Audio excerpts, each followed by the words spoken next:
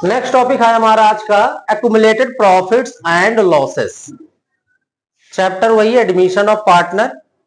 आज हम 4th videos upload करेंगे, उसकी रिकॉर्डिंग है। टॉपिक है accumulated profits and losses. Accumulated profits क्या होता है उसके बारे में सबसे पहले जानते हैं कि why it is called accumulated profits. कोई भी फर्म है प्रीवियस 10 या 20 ईयर्स अगर रन कर रही है, अगर किसी ईयर फर्म ने ज्यादा प्रॉफिट कमा लिया, उसको लगता है कि एक्सपेक्टेशन ज्यादा प्रॉफिट्स है, तो उसका कुछ पार्ट फर्म क्या करती है, as a general reserve maintain कर लेती है, किनारा कर देती है कि फ्यूचर में अगर कुछ अनसर्टेनिटी विल बी हैपनिंग, इसका यूज वहां पर हम लोग करेंगे। इसी तरीके से प्रॉफिट एंड लॉस का क्रेडिट बैलेंस देखिए लिखा है मैंने। प्रॉफिट एंड लॉस का क्रेडिट बैलेंस का मतलब क्या है? प्रॉफिट एंड लॉस अगर लायबिलिटी में गिवन है, प्रॉफिट एंड लॉस का मतलब होता है अनडिस्ट्रीब्यूटेड प्रॉफिट, ऐसा प्रॉफिट जो अभी तक पार्टनर्स ने आपस में डिस्ट्रीब्यूट नहीं किया। इसी तरीके से फैक्ट्री में, ऑफिस में जो वर्कर्स होते हैं फर्म में, उनके लिए कंपनी फर्म क्या करती है, उनके लिए एक रिजर्व बनाती है कि अगर इनके लिए कोई प्रॉब्लम हो जाती है, कोई एक्सीडेंटल केस हो जाता है, कहीं कुछ हो जाता है, तो इस रिजर्व का यूज वर्कर्स के लिए होता है। फर्म क्या करती है, अपना इन्वेस्टमेंट फ्लक्चुएशन कहीं शेयर मार्केट में, गोल्ड में, सिल्वर में, प्रॉपर्टी में, कहीं भी क्या करती, पैसा इन्वेस्ट करती है। और आप जानते हो कि मार्केट फ्लक्चुएट करती थी, इन्वेस्टमेंट क्या होता जाएगा, फ्लक्चुएट। तो फ्लक्चुएशन, मान लीजिए मार्केट में इन्वेस्टमेंट का डाउन हो गया, इन्वेस्टमेंट जो लगाया था, हमने इन्वेस्ट किया था, वो डाउन हो गया, तो फर्म को क्या हो जाएगा, लॉस हो जाएगा। उस कंडीशन के लिए इन्वेस्टमेंट फ्लक्चुएशन रिजर्व बनाया जाता है।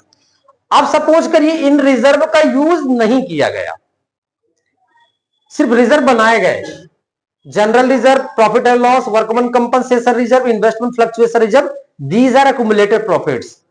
How to identify these are accumulated profits? अगर बैलेंस शीट के लायबिलिटी में 4 में से कोई भी आइटम नजर आ जाए तो हम लोग इसको क्या कहेंगे, एक्यूमुलेटेड प्रॉफिट्स कहेंगे। एक्यूमुलेटेड प्रॉफिट्स कहेंगे अगर बैलेंस शीट के लायबिलिटी साइड इन 4 में से कोई भी आइटम नजर आ जाए, चाहे हम लोग जनरल रिजर्व की बात करें, प्रॉफिट एंड लॉस की बात करें, एक्यूमुलेट वर्कमैन कंपनसेशन रिजर्व की बात करें, इन्वेस्टमेंट फ्लक्चुएशन रिजर्व की बात करें। क्लियर है ना? अगर ये चारों आइटम लायबिलिटी में नजर आ जाए तो इनको हम लोग क्या बोलेंगे, एक्यूमुलेटेड प्रॉफिट्स। जब हम लोग admission of partner, retirement, death, किसी भी चैप्टर की बात करें, अगर हम लोग फाइनल अकाउंट्स बनाते हैं, revaluation account, partners capital and balance sheet, तो उस कंडीशन में इनको रिकॉर्ड कैसे करेंगे, ये एक बड़ी चर्चा है, इसके बारे में बात करेंगे। तो सबसे पहले आपको जानना था कि एक्यूमुलेटेड प्रॉफिट्स होते क्या। मैंने बताया कि हर एक साल फर्म क्या करी, थोड़ा थोड़ा पैसा हर एक रिजर्व के लिए अलग सेपरेट रखती है। अब इनका यूज नहीं किया गया, इसको बांटेगा कौन, पार्टनर्स बांटेंगे। ऐसा तो नहीं कि नया पार्टनर फर्म में आया और कहा भैया गुल्लक फोड़ के दे दो मुझे जो कुछ रखा है आपने, तो ऐसा थोड़ी ना, कमाया किसने है, ओल्ड पार्टनर ने सब कुछ किया है। ओल्ड पार्टनर ही ओल्ड रेशियो में क्या करेंगे, डिस्ट्रीब्यूट करेंगे। इसलिए आप हमेशा देखते जब क्वेश्चन सॉल्व करते हैं कि ओल्ड पार्टनर्स ही शेयर करते हैं, न्यू पार्टनर्स को इन पे कुछ नहीं मिलता, क्योंकि एक्यूमुलेटेड प्रॉफिट कमाया किसने है, ओल्ड पार्टनर्स ने। और ये जो लॉस है, लॉस भी वही अफोर्ड करेंगे, अपने से माइनस करेंगे। तो ये सारी चीजें किसकी होती है, ओल्ड पार्टनर्स की होती है, उसमें न्यू पार्टनर्स का कोई रोल नहीं होता है। ठीक है, तो हमने आइडेंटिफाई, सबसे पहले हमने समझा कि एक्यूमुलेटेड प्रॉफिट्स क्यों कहा जाता है, why it is called accumulated profits. क्योंकि फर्म क्या करती है, अपने ही प्रॉफिट को अलग अलग जगह पे रिजर्व मेंटेन करती है, जनरल रिजर्व, कुछ प्रॉफिट किनारे कर दिए, प्रॉफिट जो प्रॉफिट डिस्ट्रीब्यूट नहीं होता, वर्कमैन कंपनसेशन, वर्कमैन के लिए कुछ रिजर्व बना दिया, और कुछ इन्वेस्टमेंट फ्लक्चुएशन रिजर्व से कोई लॉस ना हो। इन दोनों की अलग से वीडियोस आएंगे भी, वर्कमैन कंपनसेशन रिजर्व और IFR, investment fluctuation reserve, separately, क्योंकि एग्जाम में 3 मार्क्स का क्वेश्चन बन जाता है, journal entries related to workman compensation reserve. ठीक है, ये लॉस। अच्छा, कभी कभी क्वेश्चन में गुडविल भी नजर आ जाती है बैलेंस शीट में, बैलेंस शीट के एसेट्स में। इसका मतलब क्या होता है, appeared goodwill, existing goodwill, continue, इसके बारे में हम लोग चर्चा करते चले आ रहे हैं। अब ये बैलेंस शीट में हमने आइडेंटिफाई कर लिया कि लायबिलिटी में अगर ये 4 में से कोई भी आइटम नजर आ जाते हैं तो called as accumulated profits. Liability में गुडविल, प्रॉफिट एंड लॉस। अच्छा, एक साल में प्रॉफिट एंड लॉस और प्रॉफिट और दोनों एक साथ नहीं हो सकते हैं। आपको समझाने के लिए, फर्म या तो प्रॉफिट कमाएगी या तो लॉस, लेकिन यहां समझने के लिए क्रेडिट और डेबिट रखा है, ठीक है ना। एडवर्टीजमेंट सस्पेंस डिफर्ड रेवेन्यू, इसी का दूसरा नाम है deferred revenue expenditure.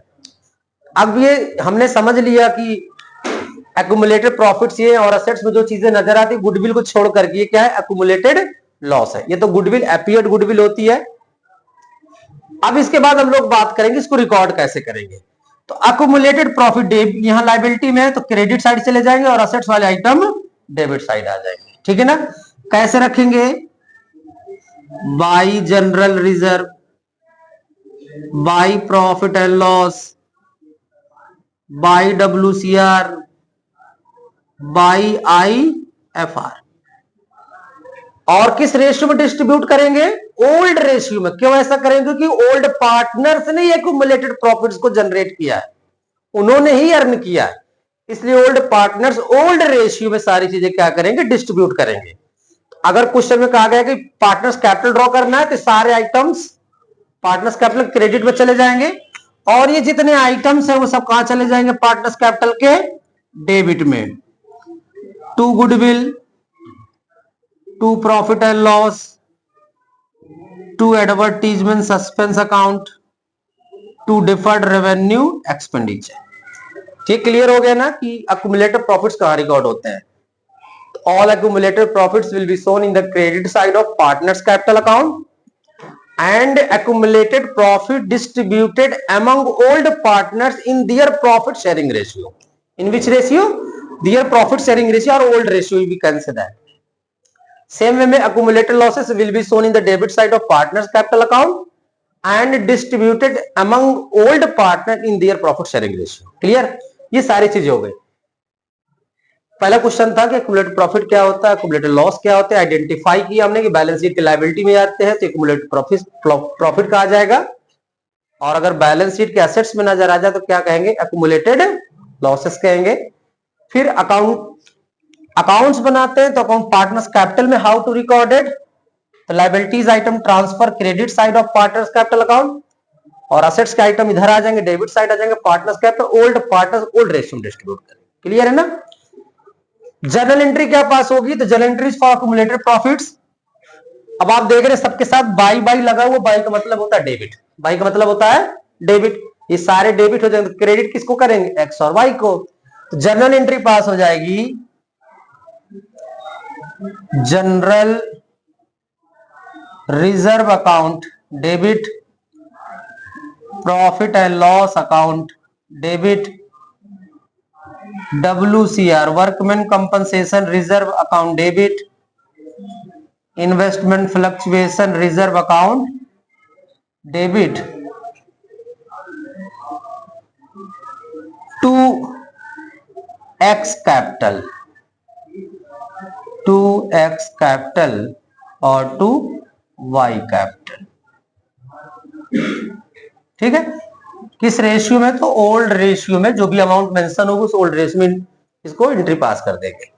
Accumulated loss की क्या होगी, जस्ट अपोजिट, यहां पर टू मतलब क्रेडिट होता तो डेबिट कौन हो जाएंगे, पार्टनर्स डेबिट हो जाएंगे। डेट पार्टिकुलर्स LF डेबिट की अमाउंट और क्रेडिट की। अब जर्नल एंट्री की हम लोग बात करें, गुडविल को छोड़ देंगे, गुडविल का ऑलरेडी बात कर चुके। गुडविल क्या होती है हमारी, एपियर्ड गुडविल है, उसकी एंट्री हम लोग कई बार बात कर चुके, उसकी बात नहीं करेंगे। तो यहां पर कौन कौन सा बचा, profit and loss, advertisement, DRE। तो इनको क्या करेंगे, old partners capital account debit, X capital account debit, Y capital account debit, to profit and loss, to advertisement suspense, to deferred revenue expenditure. और किस रेशियो में डिस्ट्रीब्यूट करेंगे, तो old ratio में डिस्ट्रीब्यूट करेंगे। तो एक बार और बात कर लेते हैं, why it is called accumulated profits. सबसे पहले क्वेश्चन मैंने किया था कि एक्यूमुलेटेड प्रॉफिट्स क्यों कहते हैं, एक्यूमुलेटेड लॉस क्यों कहते हैं। सेकंड क्वेश्चन था कि how to identify accumulated profits and accumulated losses. Liabilities में होंगे तो एक्यूमुलेटेड प्रॉफिट्स है, असेट्स में गुडविल को छोड़ करके क्या है आपकी अक्यूमुलेटेड लॉसेस है। इनको रिकॉर्ड कैसे करेंगे, तो ये सारी चीजें पार्टनर्स कैपिटल के डेबिट साइड में ओल्ड रेशियो में डिस्ट्रीब्यूट होंगी। और अगर ये क्वेश्चन मिल जाती चारों item credit side partners capital credit side old ratio में डिस्ट्रीब्यूट करेंगे। जर्नल एंट्री क्या पास करेंगे, तो एक्यूमुलेटेड प्रॉफिट डेबिट होते हैं, पार्टनर्स क्रेडिट होते हैं, केवल ओल्ड पार्टनर। और एक्यूमुलेटेड लॉसेस डेबिट हो जाएंगे, ओल्ड पार्टनर्स क्या हो जाएगा, क्रेडिट हो जाएगा। और ओल्ड रेशियो में डिस्ट्रीब्यूट करेंगे। क्यों ओल्ड रेशियो में करेंगे, क्योंकि फर्म ने जो पहले से पार्टनर उन्होंने एक्यूमुलेटेड प्रॉफिट्स को अर्न किया है, ठीक है ना, उन्होंने वर्कमैन कंपनसेशन के लिए रिजर्व बनाया, इन्वेस्टमेंट फ्लक्चुएशन रिजर्व बनाया। अब इनका यूज अगर नहीं हुआ, investment fluctuation reserve, share market में पैसा लगा दिया लेकिन मार्केट फ्लक्चुएट कर गई, लॉस हो गया हमको, तो उस लॉस को कंपनसेट करने के लिए फर्म पहले से एक रिजर्व बना लेती है। अब सपोज करिए लास्ट 10 ईयर्स में लगातार फर्म एक रिजर्व बना रही थी आईएफआर, बढ़ाते बढ़ाते वो काफी अमाउंट उसकी इंक्रीज हो गई। अब इसका यूज नहीं हुआ, इन्वेस्टमेंट डिक्रीज नहीं हुआ, मार्केट में कोई लॉस नहीं हुआ। अब पार्टनर क्या करेंगे, नया पार्टनर जैसे आएगा तो ओल्ड पार्टनर क्या करती है, सारी चीजें खुद में आपस में डिस्ट्रीब्यूट कर लेते हैं, क्योंकि न्यू पार्टनर्स को इसमें कुछ भी नहीं मिलेगा, ठीक है ना।